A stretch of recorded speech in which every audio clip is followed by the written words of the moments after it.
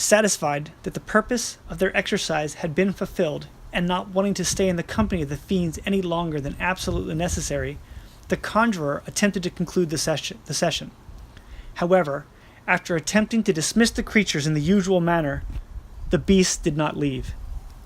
In fact, the group appeared to have increased in number and began to challenge the boundary of the magic circle of protection the magicians had drawn about them. The group began to panic. The boy cried aloud that agents of the hellish horde before them were wielding great weapons of war and were preparing to launch an assault against a protective barrier in an attempt to breach it. The companions and the magician himself had begun to believe that they would not survive the encounter. It was the man who kept a level head and demanded that the party should keep calm and continue their attempts to control the situation, which they finally were able to do after much effort, and the whole party was able to escape the stadium unharmed. My studies also revealed other accounts of magicians who were not so lucky, adepts who were not sufficiently prepared or else of lesser ability, or who were tricked by one of these unholy creatures, lured beyond the protection of their magical barriers and wounded, killed, or worse, by the monsters they had called upon. These were the thoughts running through my head that night as I formally invited my friend into the circle and closed it around us. I began my ritual.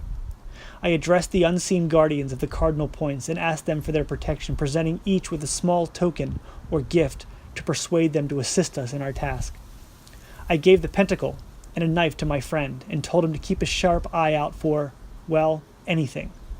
I would be busy with the ritual and would not be paying much attention to our surroundings. I did not know if someone or something might be attracted to our activities before I could complete my task, and I needed him to keep a watchful eye so that I would not be taken unawares. I had instructed him to immediately alert me if anything occurred outside the circle, and that the pentacle could be used to fend off whatever unwelcome thing might appear.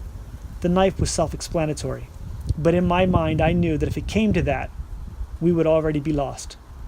My friend, previously groggy from sleep, was by then very much awake.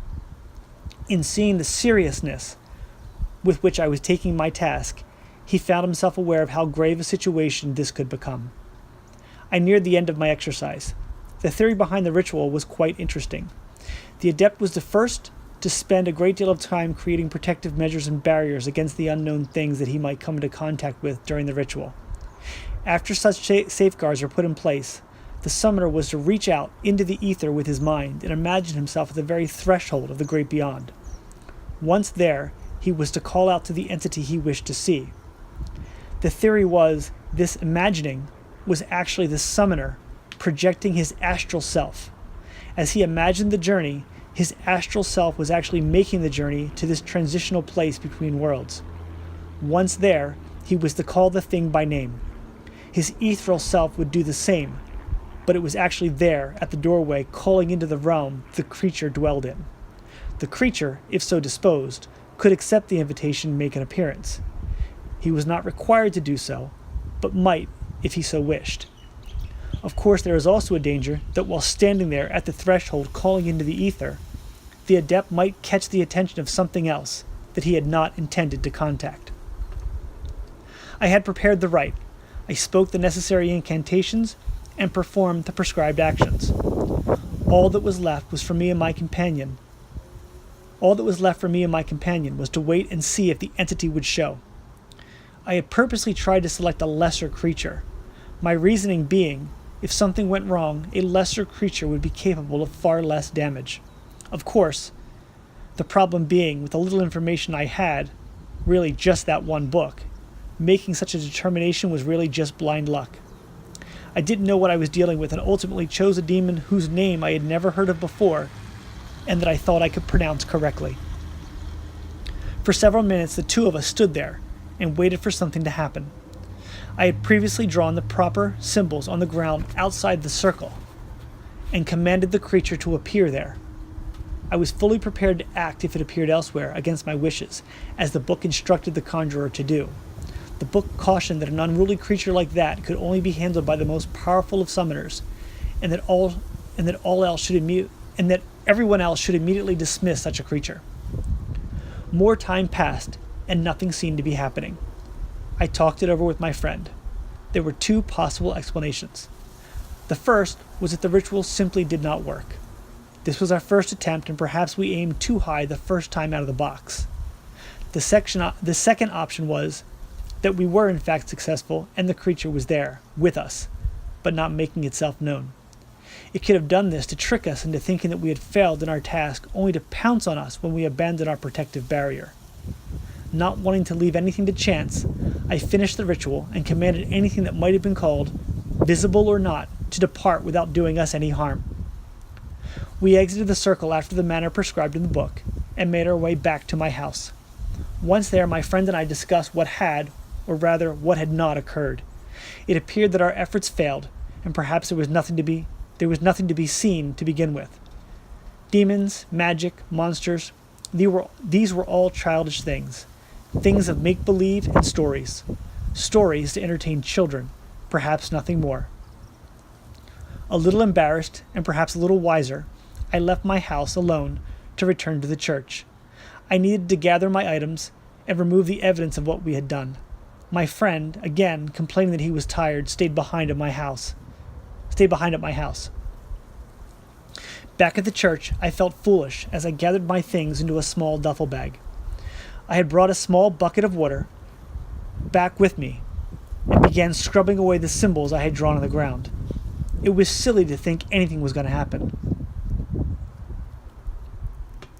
I remember thinking to myself, if these things really did exist, why have we never seen them? If they were as common as some would lead us to believe, why were they not part of our everyday lives? I concluded that it was likely because they were as real as the Easter Bunny and Santa Claus. Disappointed, I finished up and started home. The trip to my home was a short one. Within minutes, I was walking down the sidewalk in front of my home, preparing to turn up the driveway that lay just beyond the hedges lining the yard. Just as I cleared the row, from over my left shoulder, I very clearly heard a voice. It sounded like a man's voice, close, breathy, and whisper-like. The message was perfectly enunciated, as if the speaker was putting extra effort into the endeavor to make sure he was heard and understood. The voice uttered only a single word, my name. The speaking of my name was so slow and deliberate that I actually started to react. I started to react before it had finished. I was so terribly startled that I nearly fell to the ground as I quickly spun around to see who was there. Much to my surprise, there was no one. The street was quiet and deserted, as it was still early morning and my neighbors were still very much asleep. I tried to calm my racing heart as I attempted to grasp what had just occurred and search for a plausible explanation. It was then that I remembered my friend. A quick look around confirmed that he was not nearby, but maybe he had called me from the house and my imagination did the rest. I ran up the driveway and into the house. I found my friend upstairs, already asleep. I could not explain what I had heard and was not sure that I wanted to. I went downstairs, locked up the house, and went to bed. After that night, my friend and I never really spoke about that evening. I did not share with him my experience with the voice.